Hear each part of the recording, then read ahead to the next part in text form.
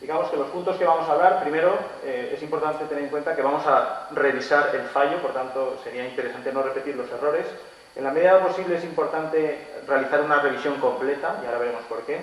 Luego hablaremos de los 3 pasos para una técnica de revisión, sobre vástagos y pérdida ósea y, bueno, en teoría, cómo elegir un implante adecuado.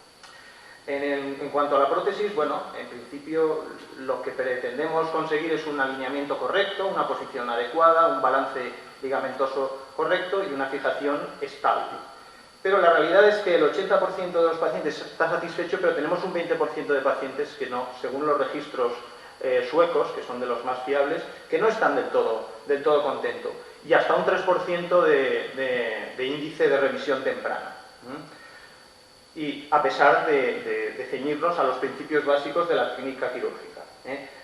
Los índices de revisión varían según los países, varían también según la edad y según el género o el sexo, más a edades avanzadas y más en el caso de las mujeres, y también hay variaciones dependiendo del implante que se utilice.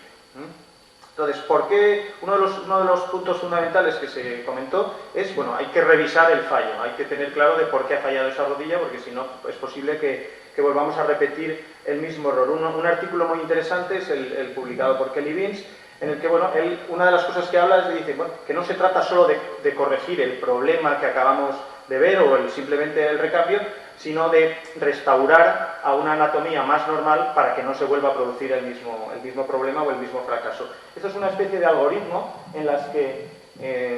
¿tenemos láser? No. ¿Hay láser? Vale. Esto es un algoritmo de 9 puntos, digamos, que habría que empezar descartando la infección, posteriormente, en el caso de que no haya infección, problemas del aparato extensor, de rigidez, de inestabilidad hemorotibial, de problemas patelares o de malrotación. Problemas patelares o de malrotación, aflojamientos, fracturas, roturas de implantes, y el último punto sería, bueno, no hemos sido capaces de llegar a ninguno de los diagnósticos, pues no hay diagnóstico, tenemos una prótesis fallida, pero no hay diagnóstico. En la medida de lo posible, lo ideal sería no llegar a esta situación. ¿Cuáles serían las indicaciones de las revisiones actualmente? Pues hasta un 20% de las revisiones se realizan por infecciones, y luego, dentro de los casos no infecciosos, las 4 principales causas son el aflojamiento, problemas femoropatelares, problemas de usura del polietileno y problemas de inestabilidad, y ahora veremos los distintos tipos de inestabilidad. En cuanto a los valores de laboratorio, ninguno de ellos es específico, aunque lo realizamos como protocolo para las distintas revisiones. Sabemos que la proteína C reactiva se eleva sobre todo hasta los 7 días postoperatorios y, en teoría, debería estar normalizada al mes de la intervención, y los valores más normales son la proteína C reactiva, más normales o más importantes para el control de estos pacientes es el valor de la proteína C reactiva y de la velocidad de sedimentación globular. Nuevos marcadores como la polimerasa chain reaction y la interleuquina 6, bueno, pues están en estudio y todavía no están disponibles de modo general. Y por otra parte, resultados negativos o en teoría buenos de los análisis no nos excluyen por otra parte la infección. En el caso de la infección, bueno, si el diagnóstico es agudo, en teoría ponemos aquí no es problema, porque lo normal en todos los sitios es hacer una limpieza exhaustiva, en todo caso cambiar el polietileno, y en general el resultado de ese abordaje, lógicamente con antibioterapia intravenosa, suele ser bueno. El problema viene con las infecciones crónicas. Son pacientes con dolor persistente y en reposo, la proteína C reactiva estará aumentada, habrá que hacer un adecuado control radiológico para ver no solo el aspecto de la infección, sino si además existe algún otro error en la técnica, las pruebas de gammagrafía y, de manera estandarizada, una aspiración con la que intentemos conseguir un cultivo previo. Y esa aspiración debería de estar realizada al menos con 15 días sin antibióticos. Si viene un paciente que lleva tomándose antibióticos durante 4 meses y le hacemos un cultivo y es negativo, eso no nos da ninguna seguridad al respecto. Con lo cual, a veces es mejor esperarse esos 10 días mínimo, a ser posible 2 semanas, para realizar el aspirado. En el caso del estudio radiográfico, bueno, pues lo que se aconseja son radiografías de extremidades inferiores completas para valorar el espacio articular y el alineamiento en varovalgo fundamental. En el caso de la rodilla en API lateral nos permite valorar un poco la posición de los componentes y las interlíneas articulares también. Incluso algunos autores utilizan control de fluoroscopia para ver zonas de osteolisis que no se ven completamente en las radiografías estándar. Y luego una valoración de la patela para ver el alineamiento femoropatelar. Casos especiales, pues el de la tomografía computerizada para estudio de casos de malrotación. Es bastante frecuente la malrotación del componente femoral, en vez de darle en rotación externa, colocarlo en rotación interna, o también la malposición del componente tibial en rotación interna es bastante frecuente dentro de los errores, y esto provoca lógicamente alteraciones del aparato extensor que no son debidos a que previamente el paciente no tenía, por tanto somos nosotros los que se lo hemos realizado por una mala técnica quirúrgica o por un error en la colocación de los componentes. Se pueden realizar radiografías de estrés, eso ya digamos que es un poco más sofisticado, para ver inestabilidades más sutiles en la posición media de flexión, lógicamente la gammagrafía para valorar las interlíneas en zonas de sobrecarga o en aflojamiento protésico, y en el caso de las infecciones. Esto un poco lo que hemos dicho, la malalineación, todos los distintos fallos que habíamos comentado.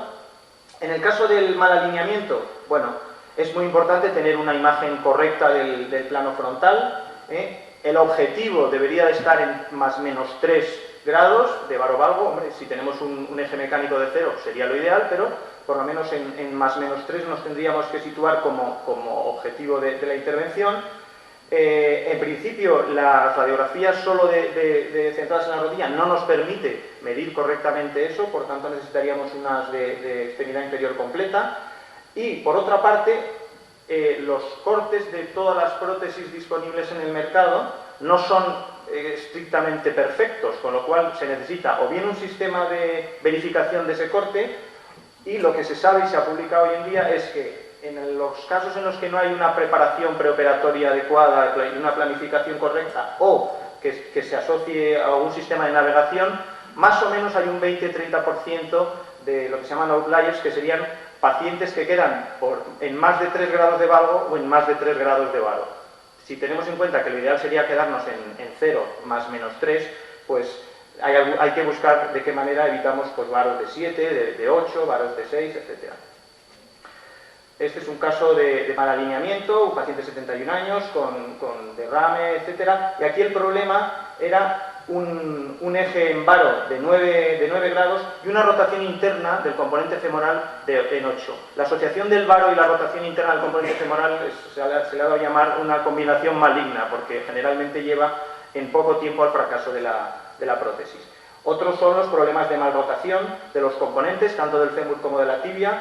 En el caso de que tengamos estos problemas, lo habitual es que nos dé un problema femoropatelar. Y en la visión axial de la rótula lo que vamos a ver es una rótula que no está centrada. Ahí opciones alternativas serían modificar la inserción distal del aparato extensor, pero hay que tener en cuenta que posiblemente el origen del fallo está en la malposición de los componentes y no en la malposición de la tuberosidad tibial.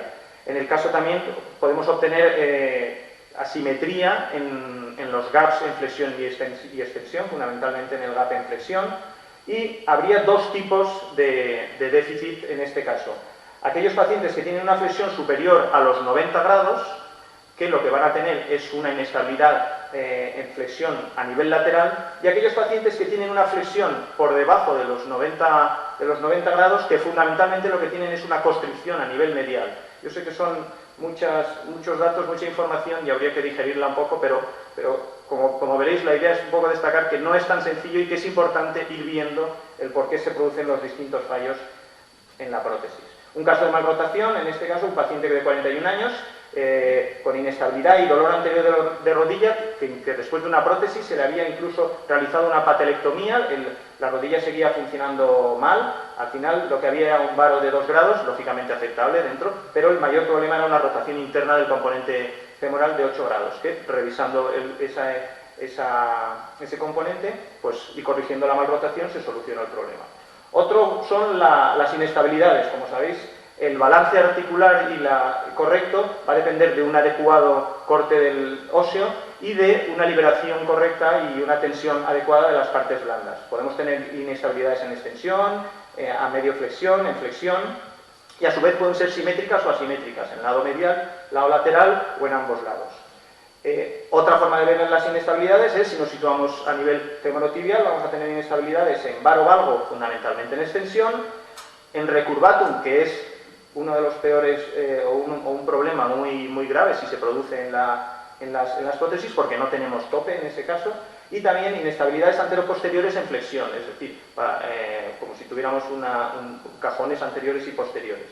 Otro tema distinto es la inestabilidad patelar, que como hemos dicho, la mayor parte de las veces es debida a problemas de malposición, tanto del componente femoral, fundamentalmente rotación interna, como del componente tibial, también en rotación interna. Un caso de inestabilidad, en este caso, un paciente de 38 años, que había tenido una fractura, y aquí lo que tenía, digamos, era un varo de 5 grados, una rotación interna de 4, y además se le había colocado un componente mínimamente constreñido, un componente de retención de cruzado. Finalmente se realizó una liberación adecuada, un balance de las interlíneas y la colocación la colocación correcta de los componentes, y fundamentalmente del femoral, que es el que estaba rotado, y un componente tibial de polietileno constreñido. En otros casos, sin embargo, pues inicialmente en el postoperatorio tenemos una prótesis correcta, pero por desgracia el paciente se cae y se produce una fractura. En este caso tenemos una fractura del cóndilo femoral externo. Otros casos, pues bueno, son claramente visibles en la misma radiografía, que años después lo que se ve es que hay un aflojamiento de los distintos componentes.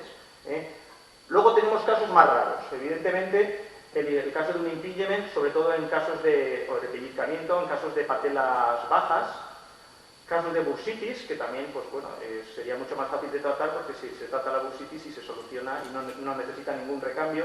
Casos de neurinomas por las cicatrices, que también se pueden solucionar, evidentemente son casos más raros. Casos de sinovitis, casos de algodistrofia simpático-refleja, alergia a los metales, que también existen casos y hay prótesis, aunque son poco habituales, y también casos de artrofibrosis. Bueno, esta la pasamos. Otro tema sería el por qué hacer una revisión completa, es decir, el objetivo, esto digamos que no es porque a la casa comercial le interese vender los dos componentes, sino porque en general el fémur va a controlar la rodilla y la mayor parte de los problemas son en las malposiciones del fémur. Por tanto, habrá que tener muy en cuenta esos defectos de malrotación. Por otra parte, la extirpación de todos los componentes nos va a permitir una mejor exposición y en general, sobre todo cuando son recambios al cabo de un tiempo, si hay osteolisis en alguno de los componentes, por ejemplo en el componente tibial, en general la pieza del fémur también lleva el mismo tiempo y algo de osteolisis suele asociarse. Por otra parte, está publicado que aquellos casos en los que se ha retenido el fémur frente a los que se ha revisado el fémur, el índice de fallo es mucho más elevado en aquellos casos en los que se retiene el fémur. Y en aquellos casos, e incluso en que se utilizan componentes primarios para hacer la revisión, el índice de fallos es mayor que en el caso de utilizar componentes primarios con vástagos, y mayor también que en el caso de utilizar componentes específicamente diseñados para las revisiones. ¿Cuál es el problema? El problema es que nos presentamos en el quirófano con unas cajas pues llenas de material que sobre todo para las instrumentistas y el personal de esterilización es una tragedia, y se puede solventar en parte realizando una planificación. Yo antes utilizaba este tipo de plantillas que teníamos, ahora con las radiografías digitales lo que hemos hecho es solicitar, estamos en vías de conseguirlo, que nos den las plantillas de manera que se incorporen directamente en el sistema informático con independencia del tamaño que tengamos del monitor, lógicamente. Pero bueno, con una planificación previa podemos decidir o tener una idea del tamaño de la prótesis, si vamos a utilizar vástagos o no, si esos vástagos van a tener un decalaje o no, como ahora veremos, porque el centro del platillo tibial no está en el centro del canal tibial, y eso hay que tenerlo en cuenta, y más aún en aquellos pacientes que, por ejemplo, han tenido una osteotomía, como ahora veremos, y luego también si vamos a necesitar algún tipo de necesidad especial, como aumentos, etc. Por ejemplo, en este caso, que son platillos que, como veis, no son muy estándar, por así decirlo, pues podemos prever si vamos a necesitar un offset que no esté centrado en la rodilla o incluso un offset de este tipo desplazado que nos permita centrar el vástago en el canal y no salirse por esta zona. Y la situación ideal sería poder ofrecer al instrumentista pues una mesa mucho más reducida, con menos instrumental y con menos cajas y más molestias. Por otra parte, vamos a tener que manejarnos con exposiciones difíciles, con abordajes más complicados, sobre todo porque son rodillas ya multioperadas o por lo menos han recibido una intervención. Ahí tenemos, creo que no es como ha comentado o ha sacado a reducir Miquel, creo que una revisión lo que hay que hacer es tener el mejor abordaje posible y no someter esa cirugía a un abordaje mínimamente invasivo que puede comprometer el aparato extensor. Y tenemos distintos tipos de abordaje dependiendo de la zona que queramos. Pero una secuencia interesante a seguir para obtener un abordaje bueno sería realizar una sinovectomía importante, restablecer los fondos de saco, hacer, si se necesita, una liberación del retináculo lateral, liberar el cuádriceps del fémur en una serie, como si metiéramos la mano por debajo del fémur, como si hiciéramos una especie de judet inicialmente para poder, de la misma manera que con un judet vamos a ir consiguiendo más flexión, pues también en estos pacientes con cierta rigidez conseguimos ese objetivo realizando esa liberación del cuádriceps. Posteriormente manipulamos suavemente o no demasiado agresivamente y si es necesario realizamos liberaciones a nivel del cuádriceps, como veremos ahora. Eso está publicado ya en el 2004 y recientemente también en el 2010, que simplemente haciendo maniobras a nivel del aparato extensor con diversas telolisis no se necesita en la mayoría de los casos realizar osteotomías de la tuberosidad tibial o secciones del aparato extensor en V o en I, que son más peligrosas, y tampoco patelectomías. Otras opciones que tenemos es el cuádriceps snip, que aunque este se parece mucho a este, sin embargo, mecánicamente este resiste bastante menos que este abordaje, que es más anatómico y respeta más al cuádriceps. Las otras opciones, como hemos dicho, la osteotomía de la tuberosidad tibial, incluso en algunos casos más agresivos, la osteotomía del epicóndilo para poder luxar de manera por zona medial el resto de la prótesis. ¿Cuál sería el orden ideal en la extirpación de los componentes? Pues primero, desde un punto de vista ideal, habría que quitar el polietileno en una posición de media flexión aproximadamente. Después retiraríamos el componente femoral y en tercer lugar retiraríamos la tibia. Realmente es justo lo contrario a la secuencia que utilizamos en la implantación de la prótesis. ¿Qué instrumentos vamos a necesitar? Pues osteotomos, sierras oscilantes, sierra recíproca, sierra de Gigli, fresas, etcétera, distintas opciones. En este caso, por ejemplo, para la retirada de esta prótesis hemos hecho un abordaje con una osteotomía tibial. Veis ahí, hemos hecho previamente los orificios para tenerlos ya al final y colocarlos en el sitio adecuado. Y aquí en este caso, como veis, había un aflojamiento y estaba prácticamente la prótesis suelta. Eso no suele ser lo habitual, siempre suele ser un poco más difícil. Podemos necesitar la sierra, algún tipo de sierra oscilante. Y esto era un vídeo que no funciona, no pasa nada. Y una vez hemos resecado ya los componentes, podemos aprovechar para saber o tener una idea de los gaps que nos quedan, del espacio que nos queda, cómo vamos a tener que reconstruirlo. En cuanto a los principios de la revisión, ya hemos dicho, identificar el fallo, estar más o menos en la línea de poder solucionarlo, estandarizar en la medida de lo posible la técnica, ahora veremos los 3 pasos estos que se comentan, utilizar sistemas de revisión modulares que nos permitan ir ampliando según las necesidades del caso y, lógicamente, seguir una serie de principios básicos y realizar revisiones parciales solamente en casos seleccionados. En la medida de lo posible tenderemos a realizar revisiones completas de los 2 componentes, aunque la mayoría de las veces el tercer componente, si está estable, no necesita ser revisado. En cuanto a las distintas técnicas, fundamentalmente se han descrito 2 técnicas, una empezando por el fémur, descrita por Vincent en el 76, y otra empezando por la tibia, descrita por Vincent en el año 93. La que yo prefiero, digamos, y me resulta más cómoda, es la descrita por Vincent en el año 93, que consta de 3 pasos, ahora lo veremos. Primero establecemos una plataforma a nivel de la tibia. ¿Por qué? Porque la tibia influye tanto en la flexión como en la extensión.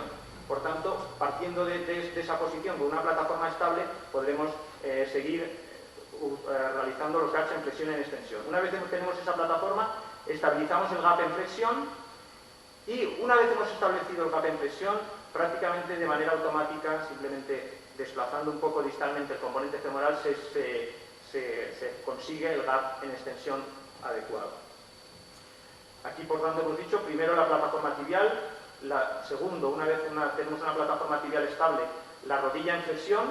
En este caso, decidimos la rotación femoral, si había un problema previo hay que corregirlo, decidimos el tamaño femoral y establecemos la altura de la interlínea. Y una vez tenemos este balance del gap en flexión, se realiza prácticamente de manera automática el gap en extensión. Este es el caso de una paciente con esta prótesis de 12 años postoperatoria y con una revisión con esta prótesis y con 5 años postoperatorio. En este caso, lo mismo, una prótesis que a los 5 años del postoperatorio de la revisión se mantiene con un eje mecánico adecuado. En este caso, una señora de 62 años, pues bastante limitada, con inestabilidad, y a los 6 años del postoperatorio, pues también con sobrepeso, y se realizó, en este caso, con vástagos, tanto a nivel femoral, en este caso con offset, aquí un vástago recto, y añadiendo unas cuñas en este lado para suplir. Aquí se pueden poner cuñas, injertos, lo que uno pueda necesitar. Es también importante a la hora de decidir por dónde va a entrar los vástagos, tenerlo planificado previamente y la dirección en la que vamos a fresar para no cometer demasiados errores. Dependiendo del implante que uno utilice, hay un ángulo de corrección intramedular, que sería el ángulo que existe entre el eje anatómico del fémur y el eje mecánico. Si ese ángulo, como norma general, si supera los 6 grados, vamos a tener que entrar más lateralmente. Si está por debajo de 6 grados, vamos a tener que entrar más medialmente. Es decir, no entramos siempre por el centro, sino que dependiendo de ese ángulo es más correcto entrar lateral o medial. Y por otra parte, en la medida de lo posible hay que intentar evitar este riesgo. Y es que entramos fresando en esta posición y nos iríamos hacia arriba. Hay que subir la fresa, aunque a veces tengamos la sensación de que estamos picando demasiado hacia abajo, para poder entrar correctamente. En cuanto a los problemas óseos, bueno, pues vamos a poder rellenarlos con cemento reforzado, con tornillos, agujas, etcétera, o utilizar sistemas modulares donde tengamos vástagos, cuñas, aumentos de metal trabecular, etcétera. También podemos utilizar autoinjerto óseo o aluinjerto, tanto triturado como aluinjerto estructural, o incluso, pues algunos autores utilizan megaprótesis o tumores, o prótesis específicas para el paciente. Otra forma de ver, un poco más simplificada, los defectos óseos es clasificarlos en contenidos, no contenidos o masivos, y dependiendo del tipo de defecto, utilizar una solución. Para los contenidos, injerto óseo triturado, cemento o conos de metal trabecular. Para los no contenidos, aumentos modulares o también injerto estructural. Y para los masivos, pues ya un mega aluinjerto. Muchas veces los defectos van a ser de este tipo, pequeños, con lo cual se pueden colocar con cemento, con injerto, con cuñas. Tenemos distintas opciones. Incluso con un aluinjerto podemos tallarlo de esa manera que tengamos un apoyo en la zona medial o lateral, dependiendo de dónde esté el defecto. En este caso, por ejemplo, una pérdida ósea importante y una destrucción de la prótesis. Aquí se utilizó un aluinjerto estructural, que es toda esta zona de aquí. Y en este caso además se cementó los vástagos. La tendencia en general es a utilizar vástagos un poco más gruesos para no tener que cementarlos. El problema de estos vástagos es que si necesitas una revisión, luego la extracción suele ser más dificultosa. Los aumentos pues, se pueden poner en distintas zonas, a nivel del fémur, a nivel de la tibia, anteriores, distales, posterolaterales, etcétera, dependiendo de las necesidades, y cada uno tendrá también un efecto que ahora no vamos a ir describiendo. En este caso, por ejemplo, lo que realizamos había una importante pérdida ósea. Aquí hicimos por problemas con el abordaje, opté por realizar una osteotomía de la tuberosidad tibial, y aquí vamos reconstruyendo con estos aumentos la interlínea. Estos son los de prueba, y una vez hemos establecido la plataforma, realizamos, como habíamos dicho, la rodilla en flexión. Aquí hemos decidido el tamaño, la rotación del componente, y con estos pines hemos adelantado lo suficiente para tener en extensión. Perfecto, pues un momentín. Ahora estamos en flexión. Estamos probando tanto en extensión como en flexión. Perdón, en flexión y en extensión. Vale, pasamos. Y esta sería un poquito la situación final previo al cierre con la osteotomía de la tibia. y en la medida de lo posible tenemos que conseguir una altura del polo inferior de la rótula que quede a nivel de la interlínea articular. Otros problemas los podemos tener con la patela. Ahí podemos hacer desde sustituir la patela o en casos en los que apenas tenemos una pequeña concha, la técnica del bullwing es simplemente romper esa patela y poner un poquito de injerto y quedaría de esta forma. O también existen dispositivos, yo en esto no tengo experiencia, que prácticamente pues reemplazan por completo la rótula. Escenarios comunes que vamos a encontrar también va a ser la necesidad de offsets, de vástagos con offset lateral o problemas de malrotación a nivel de la tibia, también offsets mediales o posteriores a nivel del fémur, ahora lo veremos, problemas de malrotación o problemas en los que tenemos un gap en flexión extremadamente grande. En este caso, por ejemplo, aquí necesitamos un offset, como veis, digamos que aquí viene la prótesis y el vástago viene por en medio. ¿Por qué? Porque, como hemos dicho, existe de media una diferencia de 4 milímetros entre el centro del platillo, de los platillos tibiales y el centro del canal medular. Entonces, en ocasiones, un vástago recto se nos saldría por esta zona. Por tanto, ahí, como veis, lo ideal es colocar un vástago con escalón o en offset. Otros problemas, como hemos dicho, son los problemas de malrotación tibial. Aquí tendríamos la tuberosidad en esta zona y, sin embargo, la prótesis se había colocado en esta. Y la posibilidad de poner vástagos en offset también a nivel del fémur, de manera que coloquemos de manera adecuada el componente. Otro problema es que a veces podemos tener un gap en extensión distinto al gap en flexión. Por tanto, en este momento se nos quedaría